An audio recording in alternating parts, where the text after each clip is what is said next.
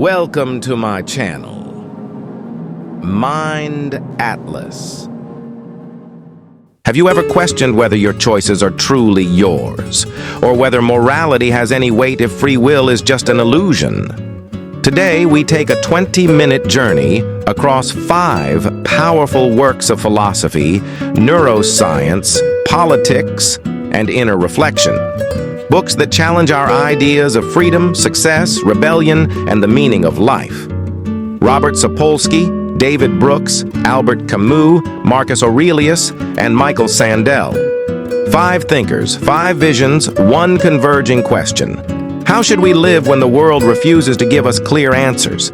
Let's begin with the idea that shatters our traditional worldview. The idea that free will might not exist at all.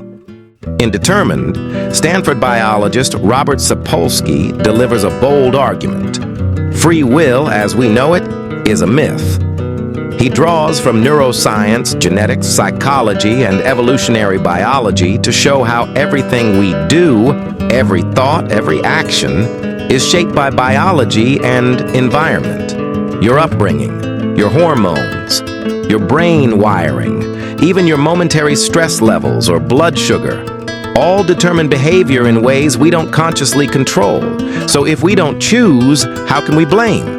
Sapolsky doesn't suggest nihilism. Instead, he asks us to build compassionate systems. Punishment, merit, shame, these make little sense if free will is an illusion. And yet, here's the twist. If we're determined, does that mean we're meaningless? Not necessarily. We now move from the neuroscience of behavior to the mountain of moral longing. In the second mountain, David Brooks maps the journey of 2 lives within 1 lifetime. The first mountain is the one society celebrates: success, career, reputation, personal freedom. But after scaling it, many find emptiness. The second mountain is deeper. It's about commitment to family, vocation, faith, community. It's about giving, not winning. Surrender, not domination. Brooks argues that real joy comes not from self-actualization, but moral responsibility. Even in a world where free will is uncertain, we can still choose to show up for others. We can still build a life of meaning, one selfless act at a time. From inner morality, we now step into political rebellion. In Resistance, Rebellion, and Death, Albert Camus writes for a world on fire. Born in occupied Algeria, Camus witnessed violence, fascism, and injustice. But he never turned to despair. Instead, he embraced rebellion, not as destruction, but as affirmation.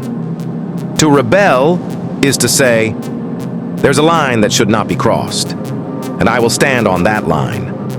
Camus asks us to resist indifference, to reject excuses, to protect the dignity of others, even when we are powerless.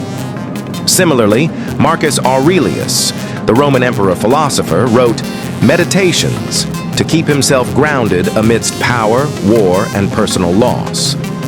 His Stoic wisdom is timeless. You have power over your mind, not outside events. Realize this, and you will find strength. Marcus teaches that we can't control fate, but we can control response. Even if free will is limited in intentional reflection, that's still ours. Camus says rebel, Marcus says reflect.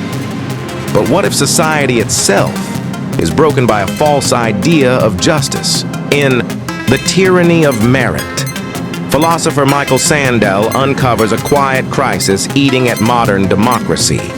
We live in a culture that says, you deserve your success. But this meritocracy leads to arrogance at the top and humiliation at the bottom. If you fail, it's your fault. If you win, it's because you're better. This destroys solidarity because it replaces compassion with contempt and equality with competition. Sandel calls for humility. Not everyone gets to the top because they're smarter. Many never even had a fair starting line. What unites all 5 authors is this: whether or not we have free will, whether we live in comfort or crisis. The meaning of life is not in what we achieve, but in how we respond to pain, to injustice, to one another. Sapolsky frees us from blame. Brooks teaches commitment.